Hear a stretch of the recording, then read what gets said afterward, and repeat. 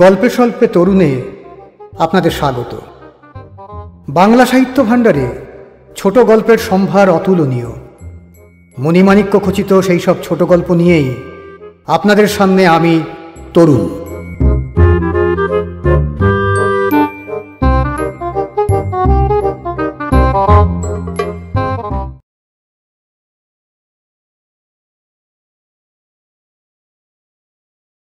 আজকের গল্প বিভূতিভূষণ মুখোপাধ্যায় রচিত সার্টিফিকেট।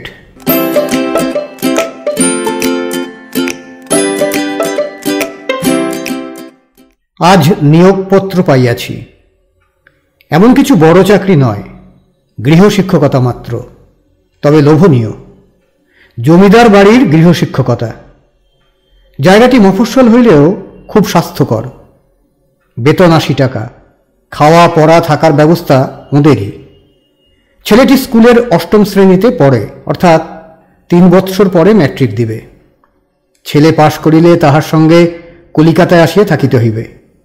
কলেজ জীবন শেষ হইলে জমিদারিতেই চাকরির সম্ভাবনা আছে। নিয়োগের একটা বড় শর্ত হল সার্টিফিকেট। অভিজ্ঞতা, চরিত্র প্রভৃতি সম্বন্ধে খুব উঁচু ধরনের সার্টিফিকেট না থাকিলে দরখাস্ত করিবার ব্যর্থতা সম্বন্ধে স্পষ্ট ভাষায় লেখা ছিল। কোনোই আশা ছিল না এমন জায়গায় 1ম শ্রেণীর MA PhDদের দরখাস্ত করিবে, তাহার উপর মুখ দেখাদেখি আছে, সুপারিশ আছে। আমার মতো নিশ্চয় মামুলি বিয়ে কোথায় ভাসিয়া যাইবে। তবু লোভের বশে দরখাস্তটা করিয়া দিয়াছিলাম। লোভ জিনিসটাকে রিপুর পর্যায়ে ফেলা হইয়াছে। এক্ষেত্রে কিন্তু আমার বন্ধুরই কাজ করিল। আবার এও ভাবি, বেশি বন্ধুর কাজ কে করিল? লোভ না আমার ছাত্র নিকুঞ্জলালের প্রবন্ধ? নিকুঞ্জলালকেও আমি 8ম শ্রেণী হইতেই পড়াইতে আরম্ভ করি। এইবার ম্যাট্রিকুলেশন পাশ করিল। এই সবে 1 সপ্তাহ হইল পরীক্ষার ফল বাহির হইয়াছে। মন্দ হইল না, 2nd ডিভিশন। নিকুঞ্জলালকে 2nd ডিভিশনে পাশ করাইয়া আমিও যদি আজ নেপোলিয়নের মতো বলি অসম্ভব কথাটা মূর্খদের অভিধানেই পাওয়া যায়, তো নিতান্ত অশোভন হয় না। নিকুঞ্জলালের পিতা ব্রজমাধববাবু খুবই প্রীত হইয়াছেন। বলিলেন, আপনি এক অসদ্য সাধন করলেন মাস্টারমশাই। আমার ছেলে বলেই যে আপনার প্রাপ্য যশ থেকে আমি আপনাকে বঞ্চিত করব, তা করব না। খুব পদস্থ ব্যক্তি একজন, রায়বাহাদুর, জমিদার, অনারারি ম্যাজিস্ট্রেট, আরো অনেক কিছু। সবচেয়ে বড় কথা, বঙ্গীয় জমিদার সঙ্গের একজন হোমরা চোমরা লোক। যেটুকু মুখে বলিলেন, শুধু ওইটুকু কথাই যদি কাগজে লিখিয়া দেন তো কাজটার আমার অনেক আশা থাকে। কিন্তু জানি উনি তাহা করিবেন না। তাহার কারণ এই যে আমি অসাধ্য সাধন করিতে পারি। নিকুঞ্জর যেদিন পাশের খবর বাহির হইল, সেই দিন সন্ধ্যার সময়ই আমি ব্রজমাধববাবুর সহিত দেখা করিলাম। বলিলাম, এইবার আপনি আমায় একটা ভালো সার্টিফিকেট দিন। অনেকদিন থেকেই আশা করে আছি। আপনি বলেছিলেনও দেবেন। আপনার একটা সার্টিফিকেটে আমার একটা ভবিষ্যৎ হয়ে যেতে পারে। ব্রজমাধব স্নেহ ভরে আমার কাঁধে 2টি চাপড় দিয়া সস্মিত বদনে কহিলেন, পাবে এই ইয়ংম্যান, পাবে। ব্রজমাধব সেরকম আনঅ্যাপ্রিসিয়েটিভ নয়। কাল সকালে দেখা করো। দেখা করিতে নিকুঞ্জর কনিষ্ঠকে আমার দিকে একটু আগাইয়া দিলেন। স্মিত বদনেই বলিলেন, এই তোমার সার্টিফিকেট। এটি আবার একটু বেশি ডাল। ভূপেশবাবুর কর্ম নয়। নিজের ছেলে বলেই যে অযথা প্রশংসা করতে হবে তার মানে কি?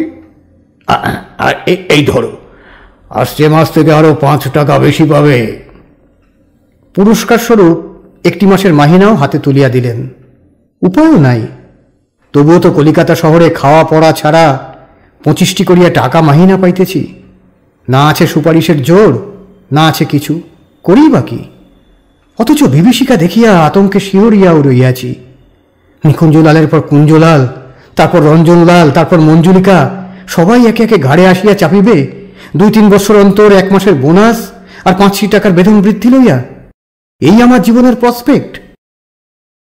একটু বেশি ডাল হইতে হইতে সবচেয়ে ছোট রঞ্জনলালটি আবার বোবা হইয়া জন্মাইয়াছেন। কুঞ্জলাল জলখাবার খাইতে গিয়াছে। পরিবার ঘরে চুপ করিয়া বসিয়া এ বইটা সে বইটা লইয়া নাড়াচাড়া করিতেছি, আর নানা রকম চিন্তা লইয়া তোলাপড়া করিতেছি। বিজ্ঞাপনটা দেখা পর্যন্ত মনটা বড় চঞ্চল হইয়া আছে।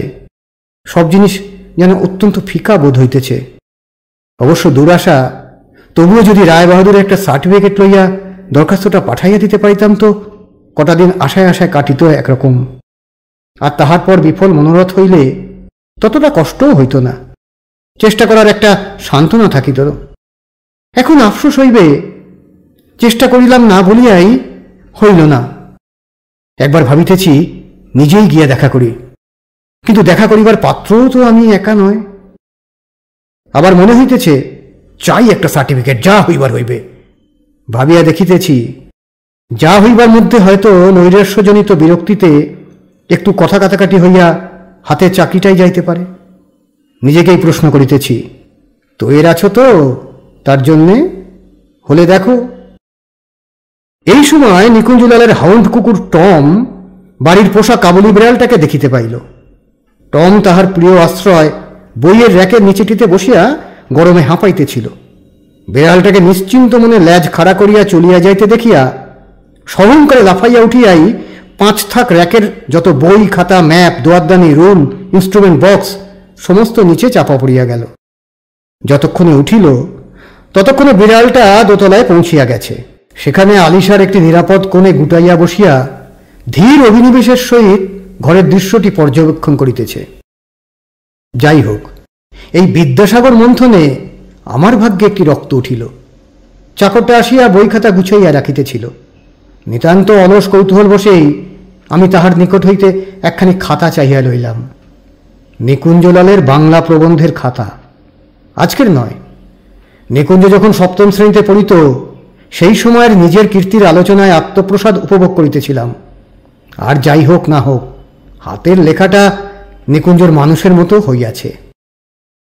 অনেকগুলি প্রবন্ধ, ঘোড়া, গরু, হস্তি, সত্যবাদিতা, ঈশ্বরচন্দ্র বিদ্যাসাগর, সিংহ, উষ্ট্র, সবগুলোর নিচে একদিকে নিকুঞ্জলালের নাম, লেখার তারিখ, অপরদিকে স্কুলের শিক্ষকের দস্তখত, তারিখ সমেত। একটি প্রবন্ধের গায়েও এতটুকু সংশোধনের আঁচড় নাই দেখিয়া কৌতূহল হওয়ায় 2-1টা পড়িয়া দেখিলাম।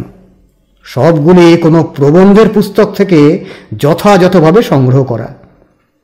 পাতা উল্টাইতে উল্টাইতে হঠাৎ চোখে পড়িয়া গেল মনুষ্য।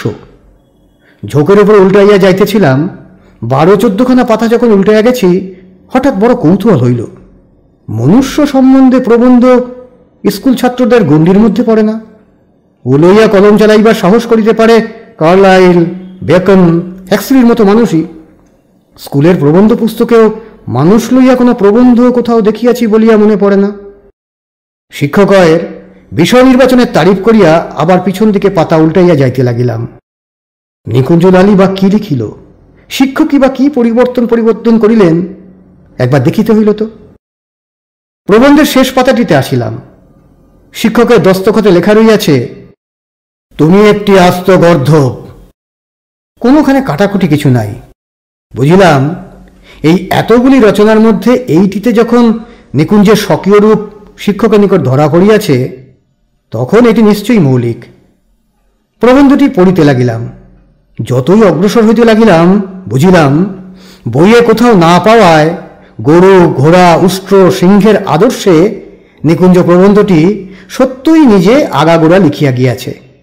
হয়তো শিক্ষক আলগাভাবে ওইরকম একটা নির্দেশ দিয়া থাকিবেন, অর্থাৎ জীবজগতের এতগুলি জীব সম্বন্ধে যখন প্রবন্ধ লিখিয়াছে তখন সেই আদর্শে মনুষ্য সম্বন্ধেই বা পারিবে না কেন?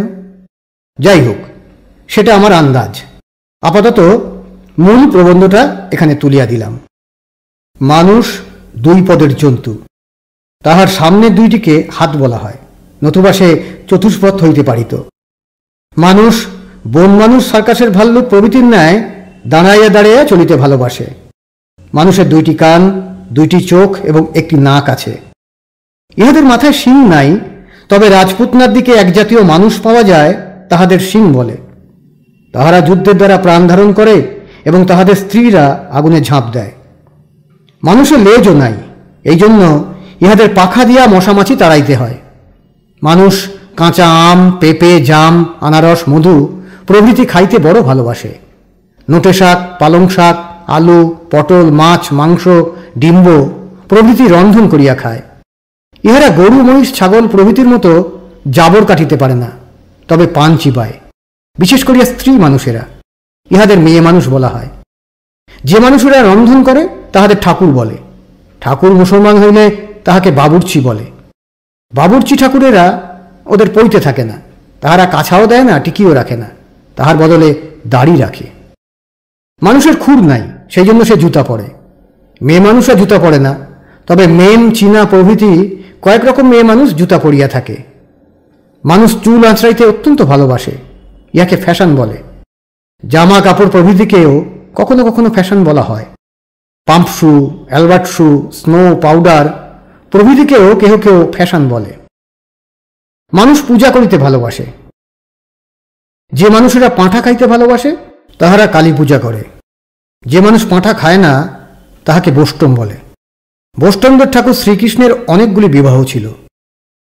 মানুষ পৃথিবীর প্রায় সর্বত্রই পাওয়া যায়, তাহার মধ্যে এশিয়া, ইউরোপ, আমেরিকা ও আফ্রিকার জঙ্গল প্রধান। ইহারা কথা কহিতে পারে। মানুষ দুই প্রকার, বন মানুষ এবং ভালো মানুষ।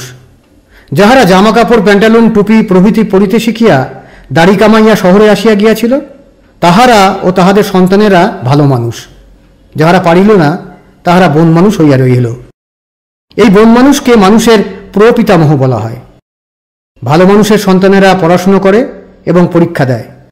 ইহার জন্য পাঠশালায় গুরুমশাই এবং স্কুলে মাস্টারমশাই বলিয়া একরকম রাগী মানুষ থাকে। ইহাদের কেহ কেহ দাড়ি নামক মুখে একরূপ পদার্থ রাখে। আমাদের প্রবন্ধের মাস্টারমহাশয় রাগী নহে।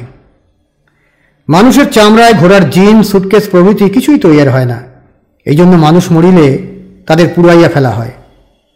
মানুষের উপরে 16টি ও নিচে 16টি দাঁত আছে, সেগুলি চিবাইবার ও হাসিবার জন্য ব্যবহৃত হয়। সবটা তুলিয়া দেওয়ার দরকার নেই। এই রকম মানুষের আয়ু, মেয়ে মানুষের একেবারে কয়টি করিয়া সন্তান হয়, মানুষের কয়েকটি বিশেষ বিশেষ অভ্যাস সব খুঁটিয়া খুঁটিয়া ধরিয়া দিয়া 6 পাতায় বেশ একটি মাঝারি সাইজের প্রবন্ধ শেষ করিয়াছে। সমস্তটি তাহার উর্বর মস্তিষ্ক থেকে বাহির করা। অবশ্য আদর্শ পাইয়াছে গরু উষ্ট্র সিংহের নিকট। তীব্র ক্ষোভে মনটা ভরিয়া উঠিল। এই চিজের পেছনে প্রাণান্তর খাটুনি খাটিয়া আজ 3 বৎসরের প্রতিটি মুহূর্ত ব্যয়িত করিয়াছি। পুরস্কার 1 মাসের মাহিনা 25টি টাকা, আর পুরস্কারের আবরণে অভিশাপ এই কুঞ্জলাল। ভাবিতে ভাবিতে মনটা সত্যই বড় অপ্রসন্ন হইয়া উঠিল। ঠিক করিলাম, যদি বচসাই হয়, চাকরি যায় তো যাক, সার্টিফিকেট চাইবই। স্পষ্টই বলিব, রাজভাষায় যাহাকে সার্টিফিকেট বলে নিতান্ত তাহাই চাহিতেছি, নিকুঞ্জের কনিষ্ঠ কুঞ্জলালকে নয়। না দায়ে সার্টিফিকেট ফিরাইয়া দিব, তাহাতে উপবাস করিয়া মরিতে হয় সেও ভালো। এইসব চিন্তার মধ্যেই মাথায় সম্পূর্ণ একটা অন্য ধরনের মতলব ধীরে ধীরে উদয় হইয়া বেশ জাঁকিয়া বসিল।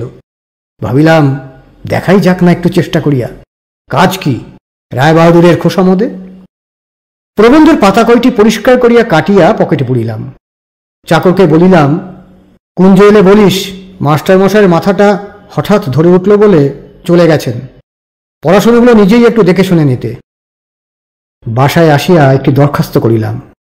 সার্টিফিকেট হিসাবে নিকুঞ্জলালের প্রবন্ধটি নথি করিয়া দিয়া তাহার গায়ে লিখিয়া দিলাম, 7ম শ্রেণীতে যে ছেলেটির প্রতিভার নমুনা এই, তাহাকে 3 বৎসরের অমানসিক পরিশ্রমে আমি এই বৎসর পাশ করাইয়াছি 2nd ডিভিশনে।